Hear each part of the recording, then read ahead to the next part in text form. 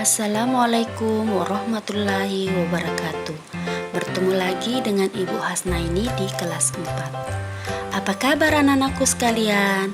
Semoga kalian sehat ya. Ingat, sebelum belajar kita berdoa dulu ya. Hari ini kita akan belajar tema 1, subtema 2 dengan pelajaran IPA, materi pokok sifat-sifat bunyi. Bunyi dan sumber bunyi. Bunyi berasal dari benda yang bergetar. Banyaknya getaran dalam 1 detik biasa disebut dengan frekuensi. Sedangkan benda yang dapat menghasilkan bunyi disebut sumber bunyi. Bunyi yang frekuensinya teratur disebut dengan nada. Jenis bunyi berdasarkan frekuensinya dibagi 3. Yang pertama, bunyi infrasonik yang bunyinya kurang dari 20 Hz yang dapat didengarkan oleh anjing dan jangkrik.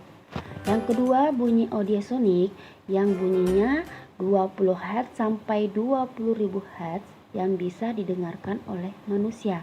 Dan yang ketiga, bunyi ultrasonik yang bunyinya lebih dari 20 Hz yang dapat didengarkan oleh hewan seperti kelelawar dan lumba-lumba. Syarat bunyi dapat didengar. Yang pertama, ada sumber bunyi. Yang kedua, ada zat perantara atau medium. Dan yang ketiga, ada pendengar. Sifat-sifat bunyi. Bunyi dapat merambat, dapat dipantulkan, dibiaskan. Bunyi juga mengalami pelenturan dan perpaduan. Bunyi termasuk gelombang longitudinal. Bunyi dapat merambat melalui benda gas, benda cair, dan benda padat. Sifat bunyi berikutnya dapat dipantulkan. Bunyi pantul yang terdengar setelah bunyi asli disebut dengan gema.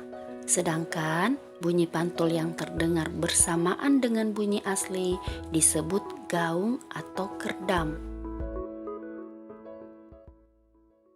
Pada malam hari, bunyi petir terdengar lebih keras daripada siang hari. Hal ini membuktikan bahwa bunyi dapat dibiaskan. Kita juga bisa mendengarkan bunyi di tikungan meskipun kita belum melihat mobil tersebut karena terhalang tembok yang tinggi. Hal tersebut membuktikan bahwa bunyi mengalami pelenturan. Bunyi mengalami perpaduan. Hal ini dapat kita lihat pada saat 2 loudspeaker disetel, maka kita akan mendengarkan suara yang kuat dan lemah secara bergantian. Bunyi juga termasuk gelombang longitudinal. Gelombang longitudinal adalah gelombang yang arah rambatannya sejajar atau sama dengan arah getarnya. Proses terjadinya bunyi. Bunyi dapat terdengar karena adanya getaran. Getaran tersebut mengakibatkan energi bunyi di udara. Energi bunyi kemudian merambat ke udara hingga terdengar ke telinga kita.